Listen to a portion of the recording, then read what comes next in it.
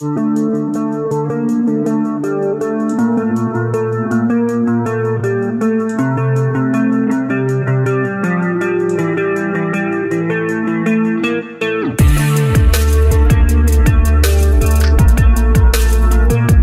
qu'il y a de moins en moins de personnel de santé pour aider les personnes en difficulté, après un drame familial, Shannon Delorme a choisi de s'engager dans des études en alternance tournées vers les autres.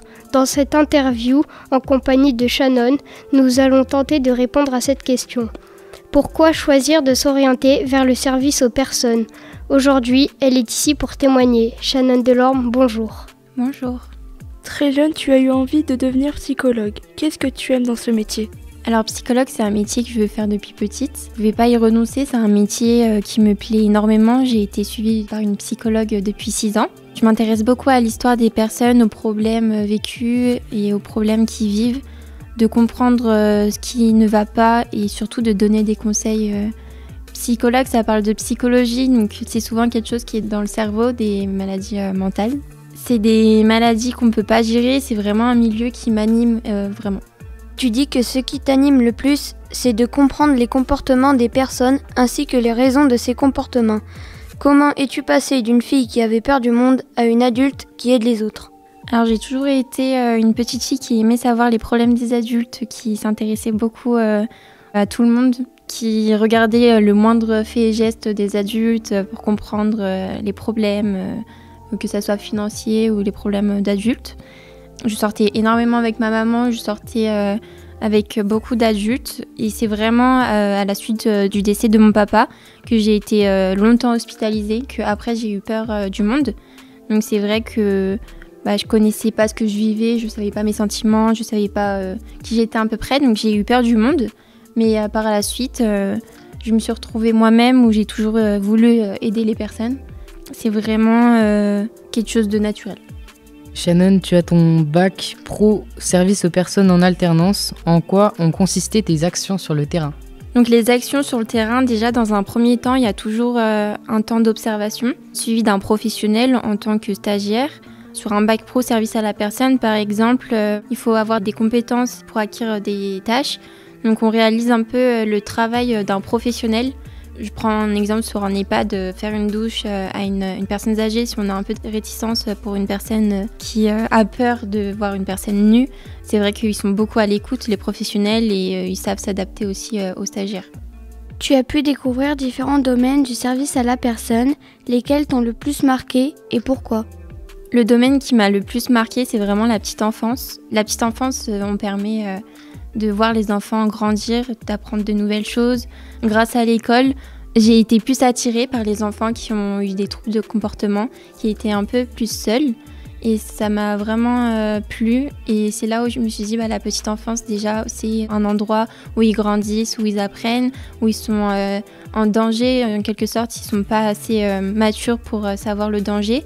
Donc c'est vraiment une chose qui m'a vraiment plu. Et que les enfants seuls aussi, qu'ils étaient à peu près seuls dans leur coin, ça m'a beaucoup intriguée. Et c'est là où je me suis dit que j'aimais beaucoup la petite enfance et aussi le côté psychologique. Quelles difficultés as-tu rencontrées lors de tes stages ? Dans les stages de la petite enfance, j'ai pas énormément rencontré de difficultés car je suis tombée vraiment sur des professionnels bienveillants. Et avec les enfants, j'ai eu plus de facilité à m'adapter et à comprendre.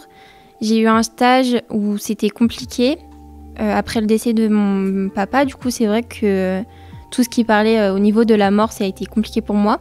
Mais j'ai essayé un stage en EHPAD avec les personnes âgées. Et c'est vrai que je voulais vraiment y aller, mais mon corps me disait non. Donc à chaque fois que je rentrais dans l'établissement, je faisais un malaise.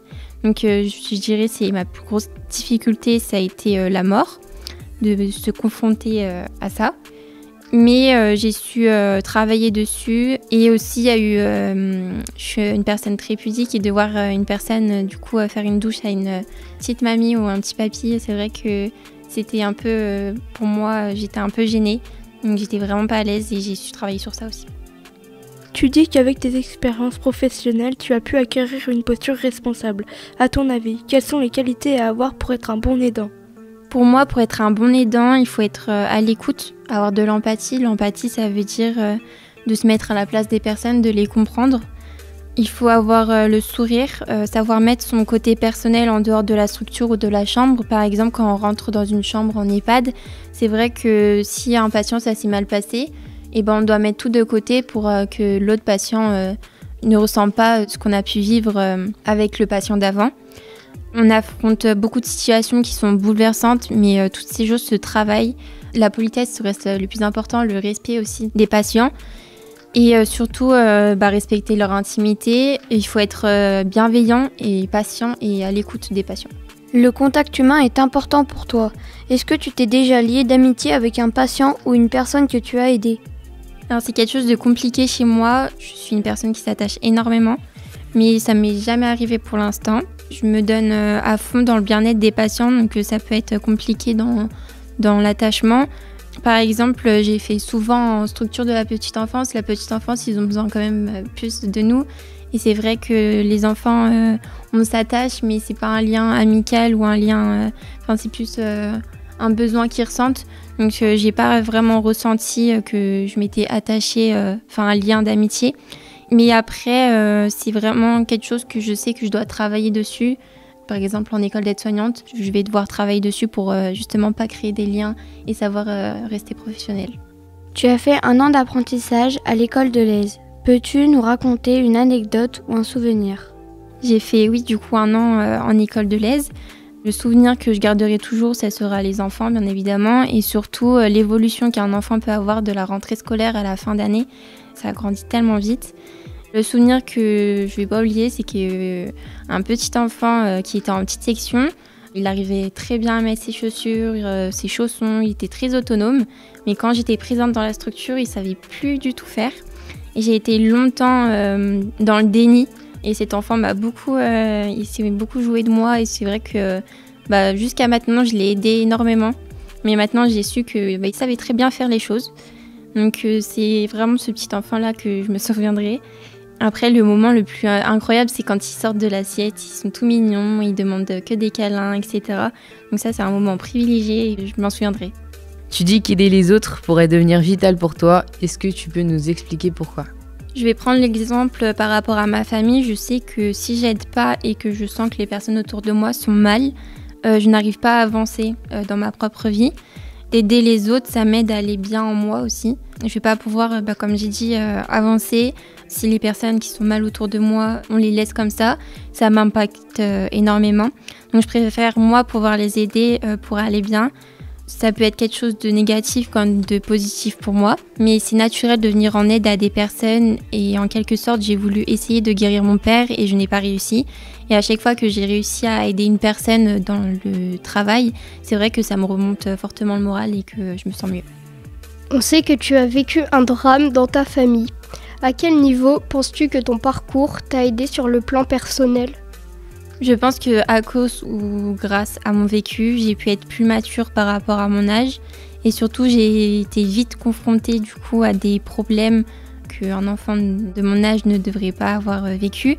Mais du coup, je gère mieux les situations. C'est vrai qu'une personne de 18 ans qui n'a jamais vécu des problèmes comme les miens peut moins peut-être affronter ces problèmes que maintenant je sais comment du coup affronter. Je suis plus attentif du coup aux personnes dans la compréhension, dans le bien-être et de savoir ce qui vont, pas ce qui vont. Et surtout de savoir donner de la tranquillité. Ça veut dire que si une personne est mal, avant j'étais vite en train de lui dire qu'est-ce qui va pas. Et maintenant je sais qu'il faut un temps où je comprends s'ils veulent pas parler, etc. Je comprends largement plus de choses. On sait que tu viens de passer ton bac professionnel, service aux personnes et au territoire. Tu vas faire quoi après ? Alors j'ai été prise en fac de psychologie à Lyon, Chambéry, Grenoble, mais par choix personnel parce que une fac c'est quand même grand et c'est quelque chose qui me fait peur et je me sens pas encore prête maintenant, mais j'y renoncerai pas et peut-être que plus tard j'y ferai. Mais là j'ai décidé d'aller en école d'aide-soignante où j'ai été acceptée à Bourg-en-Bresse et le choix qui m'a emmenée à ce métier, c'est que aide-soignante, on aide les personnes, on est dans l'accompagnement, mais aussi un peu de soins. Et je veux plutôt faire aide-soignante dans les services psychiatriques, et ça rejoint aussi du coup la psychologie. Et ça m'intéresserait vraiment, et du coup pour combiner les deux, combiner la psychologie et les soins et l'accompagnement des personnes. Merci beaucoup à Shannon Delorme, étudiante en bac professionnel, service aux personnes et aux territoires, pour ce témoignage. Vous pouvez réécouter cette interview sur le site radioaléo.fr.